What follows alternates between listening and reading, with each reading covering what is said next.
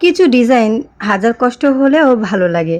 তো এই ডিজাইনটা আমি অনেক সুন্দর করে দিয়েছি। কষ্ট হয়েছে তবুও আমার কাছে কোনো ব্যাপার না। যাই হোক ডিজাইনটা তুলতে পেরেছি এতেই আমার অনেক শান্তি।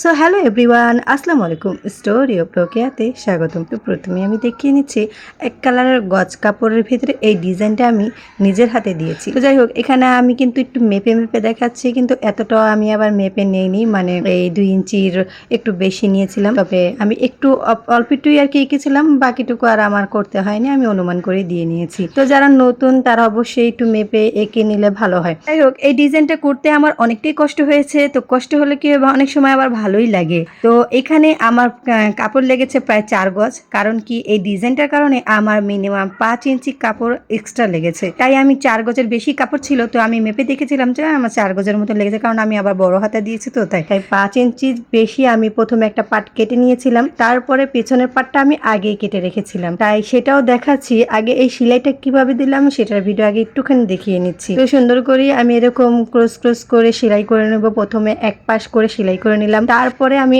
অপর পাশে আবার এভাবে দিয়ে নেব। এখন কিন্তু সুন্দরভাবে ক্রস ক্রস হয়ে যাবে। যাই হোক ডিজাইনটা কিন্তু আমার ভালো লাগছিল, অনেক আগে আমি দিয়েছিলাম, কিন্তু এখন আমি চেয়েছি যে যেহেতু আমি এই কাপড়টি এমনি কিনে এনেছিলাম যে কিছু কাজ করাবো মেয়েকে দিয়ে, তারপরে আমার মাথায় বুদ্ধি আসে যে না আমি এরকম করে একটা ডিজাইন দিই। তো অনেক সময় অনেক এক কালার কাপড় আমার ঘরে থাকে, তখন মন চায় যে অনেক কিছুই করি। আসলে সেলাই কাজ জানি তো, তাই মাথার মধ্যে অনেক কিছুই ঘুরপাক খায়। এই তো কি সুন্দর কিন্তু ক্রস ক্রস চিহ্ন হয়েছে না, আমার কাছে বেশ ভালো লাগছিল।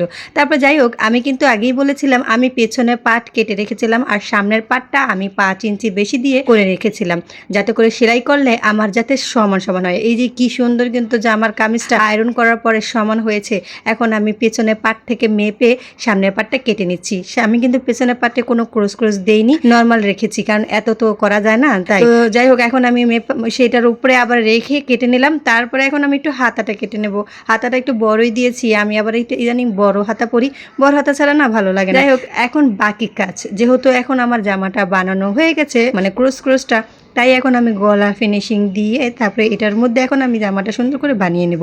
তারপরে এইটারও আবার কিছু কাজ করাবো, সেটার ফাইনাল লুক থাকবে কালকে। যাই হোক জানি না কতটুকু তোমাদেরকে আমি ভালো লাগাতে পারছি, কিন্তু আমার কাছে না এরকম করে বানাতে পেরেছি বলে অনেকটাই ভালো লাগছিল। এখন এটার মধ্যে আমি একটু সাদা লেস দেবো, কারণ কি আমি এটা সাদা দিয়ে পরার জন্য ইচ্ছে করেই বানিয়েছি সাদা লেস, যাতে করে সাদা ওড়না আর সাদা সালোয়ার দিয়ে পরলে বেশ ভালো লাগে জামাটা। আমি কিন্তু লেসটা দেওয়ার পরও সামনে কিন্তু আরো অনেক কিছুই দেব, সেটার ভিডিও থাকবে কালকে। একটা সিম্পল সাধারণ সালোয়ারের কাপড় দিয়ে সুন্দর একটা ডিজাইন করে আমি একটা কামিজ বানিয়ে ফেলেছি, আবার সেটার মধ্যে লেস দিয়ে জামাটা আরো সুন্দর করে ফেলেছি। যাই হোক ফাইনাল লুক দেখালে কেমন লাগবে তোমাদের কাছে জানি না, তবে আমার ছোট্ট একটা ভিডিওতে ছোট্ট একটা কমেন্ট করে যাবে। ড্রেসটা আমি কেমন দেখাতে পারলাম সেটার ভিডিও একটু বলে যাবে। যাই হোক লেসটা দেওয়ার পরে কিন্তু ড্রেসটা আরো ভালো লাগছে, আর এইখানেই আমি আরো কাজ করবো, সেটার ভিডিও থাকবে কালকে। তো ব্লগটা আর বাড়াচ্ছি না, এখানে রেখে দিচ্ছি। আল্লাহ হাফেজ।